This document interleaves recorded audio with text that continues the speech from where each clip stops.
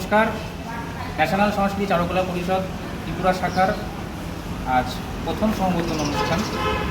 তো কিছুদিন আগে মার্চ মাসে আমাদের ওয়েস্ট বেঙ্গলের ন্যাশনাল সংস্কৃতি চারুকলা পরিষদের ওয়েস্ট বেঙ্গল শাখার সমাবর্তন অনুষ্ঠান শেষ হয়েছে এবং এবার আমরা ত্রিপুরাতে রয়েছি। তো অলরেডি মোটামুটি আমাদের অনুষ্ঠান শুরু হয়ে গেছে।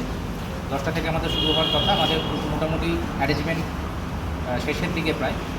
তো আর কিছুক্ষণের মধ্যেই আমাদের যে সমাবর্তন অনুষ্ঠানের যে কর্মসূচি সেটা শুরু হবে এবং আমরা সকলে মিলে এই যে মহৎ যে কাজ এবং এই সাংস্কৃতিক জগতের যে মহৎ কাজ সেটা আমরা সম্পন্ন করব এবং আশা রাখছি খুব সুন্দরভাবে প্রত্যেকটা সমাবর্তন অনুষ্ঠান যেরকম আমরা পালন করে এসেছি এক্ষেত্রেও আমরা এত সুন্দরভাবে সমাবর্তন অনুষ্ঠানটা শেষ করব।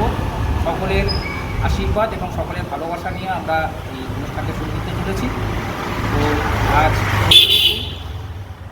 2026 রবিবার আমাদের ত্রিপুরা শাখার ন্যাশনাল সংস্কৃতি চারুকলা পরিষদের যে সমাবর্তন অনুষ্ঠান যে শুভ আরম্ভ যে এই অ্যারেঞ্জমেন্টটা টোটালটা ত্রিপুরা শাখার যে ভারপ্রাপ্ত আধিকারিক রয়েছে বর্তমান সময়ে জয় দেবনাথ এবং তার কিছু কথোপকথন আমি এখানে রাখতে চলেছি।